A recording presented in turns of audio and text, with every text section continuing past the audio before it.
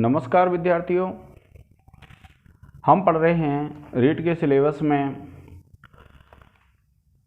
वाच्य परिवर्तन। और वाच्य परिवर्तन एक महत्वपूर्ण टॉपिक है विद्यार्थियों रीट के लिए। और ये जो वाच्य परिवर्तन है, इस वाच्य परिवर्तन में देखिए आज हम पढ़ेंगे कुछ धातुओं के नियम। अब देखिए इसमें जो धातुएं होती हैं, कुछ धातुएं ऐसी हैं जिन धातुओं में आ होता है। पहले क्या होता है? आ। तो जब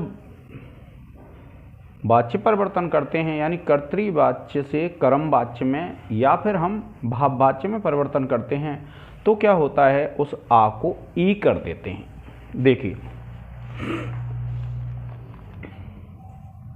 देखिए वाच्य परिवर्तन में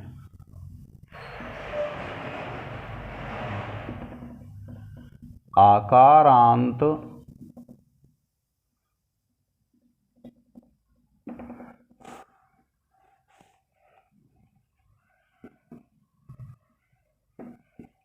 धातुओं के आ को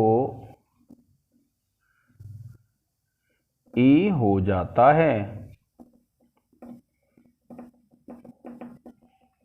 ये है। देखिए अब जैसे मैं आपको एक वाक्य बना के बताता हूं। एक वाक्य है, रमा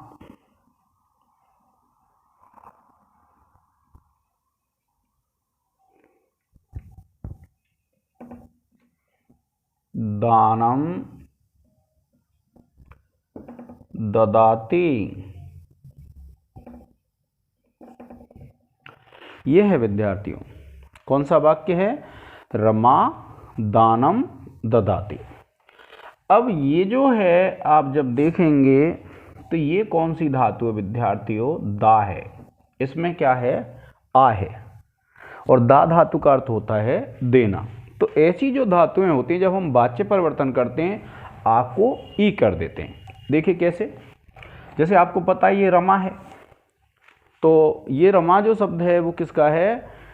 जैसे आप इसके रूप देखेंगे तो ये होता है रमा, रमे, रमा, रमया, रमाभ्याम, और ये तीसरा हो जाएगा रमाभिया। ये है। अब देखिए आपको पता है एक वचन का है तो इसके स्थान पे एक वचन का आ जाएगा। ये द्विवचन है, द्विवचन आ जाएगा, और रमा के स्थान पे रमा भी आ जाएगा। अब देखिए तो जब आप वाक्य बनाएंगे कि रमा, तो देखिए रमया हो जाएगा तृतीया, रमया, क्योंकि कर्मवाच्य में कौन सी आ जाती है? इसमें तृतीया। किसमें? कर्ता में। दानम है तो ये दानम प्रथमा और द्वितीया दोनों में एक जैसा होता है। ये जो दानम है विद्यार्थियों, ये प्रथमा देख लो आप चाहे द्वितीया देख लो, एक जैसा ही रहता है।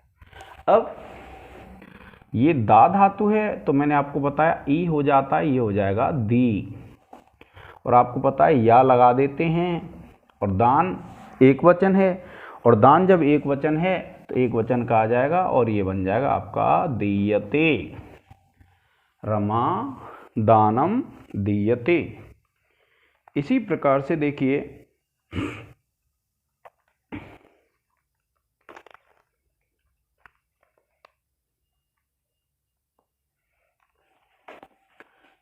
अन्य भी धातु हैं।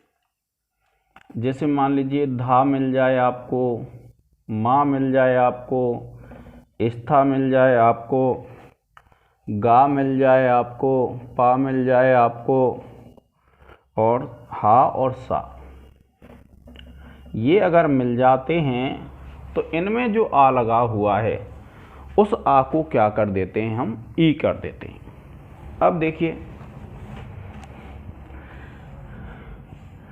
आप लिखेंगे रमा है, जैसे रमा का हो गया, आप लिखेंगे वह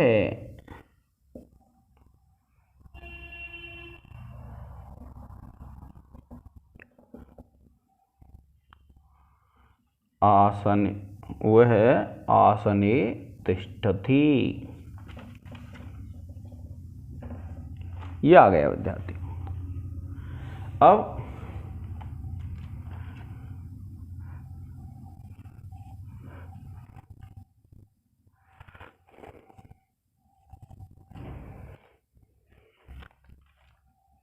देखिए हम लिखेंगे वह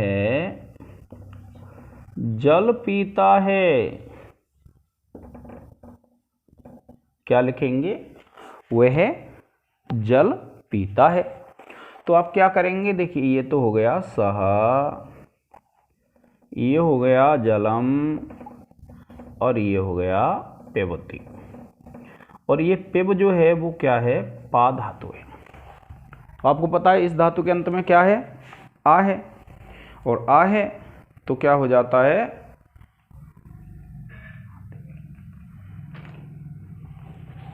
ई हो जाएगा। आप इसको देखिए, स है तो इसका तृतीया बनेगा तेन। जलम है, जलम ही रहेगा, और पा का हो जाएगा पी, और यह जुड़ जाएगा, और ये एक वचन है तो ये हो जाएगा पीयते। क्या हो जाएगा? तेन जलम पीयते। इसी प्रकार से और भी वाक्य होते हैं। जैसे हम वाक्य बनाते हैं, वह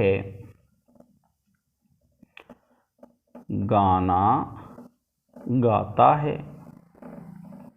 ये वाक्य है, मान लीजिए वह गाना गाता है, तो आप लिखेंगे सह गानम गायति। अब इसमें जो धातु है वो क्या है विद्यार्थियों? गा है। और ये जो गा है तो इसको देखिए तेन कर देंगे सह को। गानम है, प्रथमा द्वितीया में एक सा ही रहता है, ये गानम ही हो जाएगा। और गा है तो इसको क्या कर देंगे? गे, और या आ जाएगा विद्यार्थियों, और एक वचन में गीयते। इस प्रकार से क्या करते हैं कि जिन धातुओं के अंत में आ होता है, वाच्य परिवर्तन करते हैं तो उनको ई कर देते हैं। ठीक है विद्यार्थियों, आप इसका एक स्क्रीनशॉट ले लें।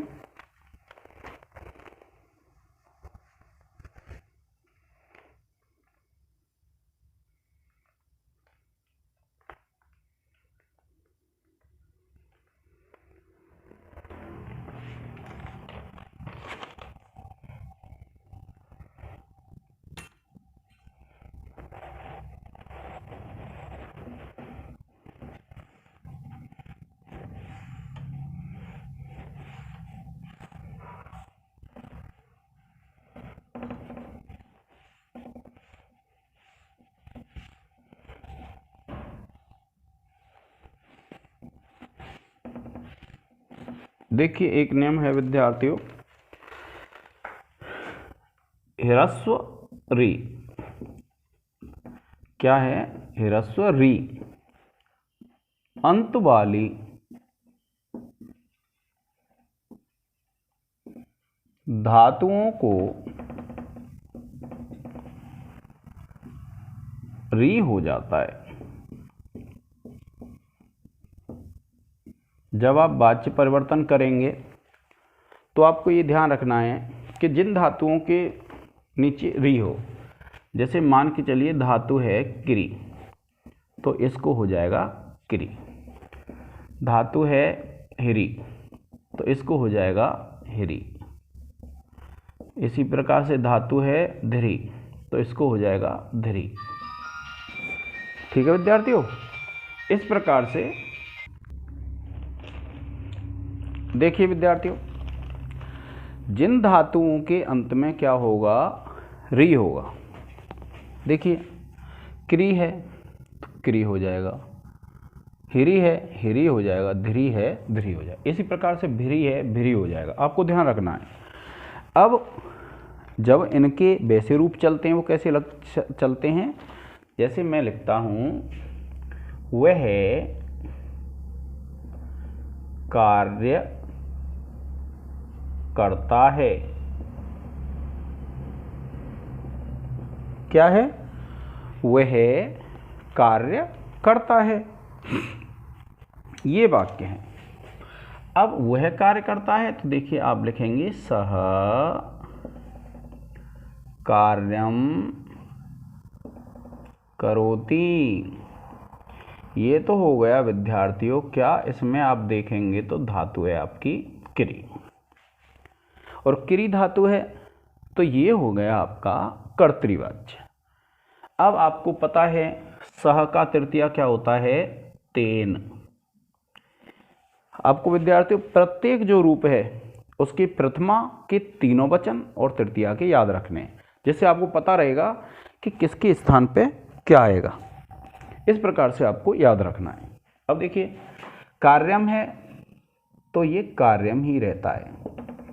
अब करोति है तो देखिए क्री, तो ये ऐसे हो जाएगा क्योंकि धातु है, या लगा लेंगे, या लगता है मैंने आपको बताया था।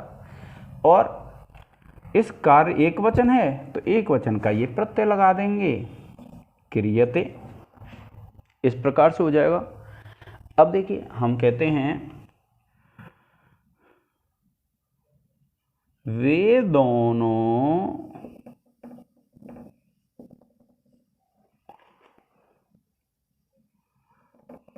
बालक को हरते हैं।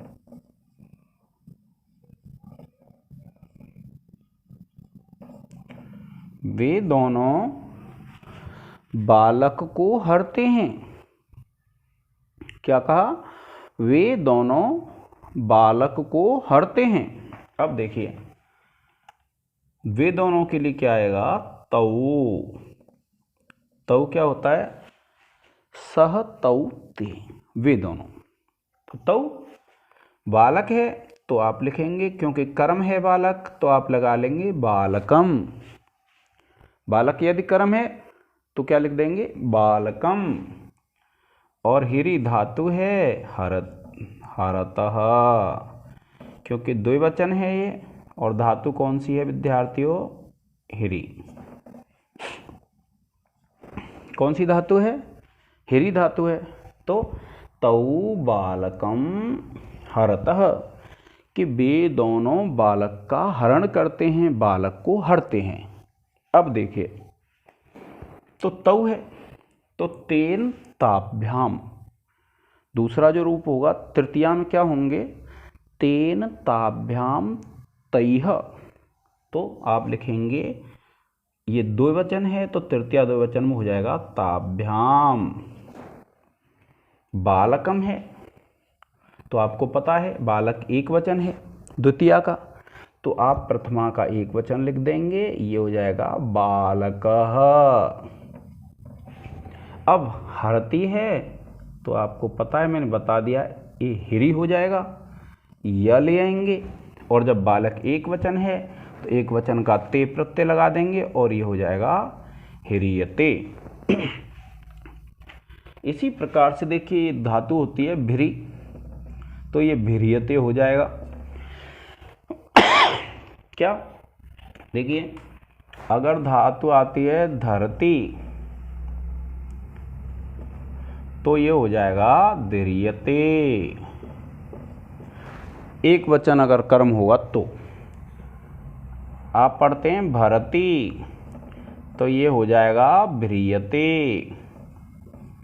अगर द्विवचन होगा तो भिरियते और बहुवचन होगा तो भिरियंते। फिर देखिए तीसरी है धिरी, धरती हो गया, हरती हो गया। इस प्रकार से जो जो धातुएं ऐसी होंगी जिनके अंत में री है तो उनको री रा कर देंगे, ये वाला। ठीक है विद्यार्थियों, अगला नियम आगे वाले लेक्चर पढ़ेंगे। आज के लिए इतना ही, धन्यवाद। जय हिंद, जय भारत।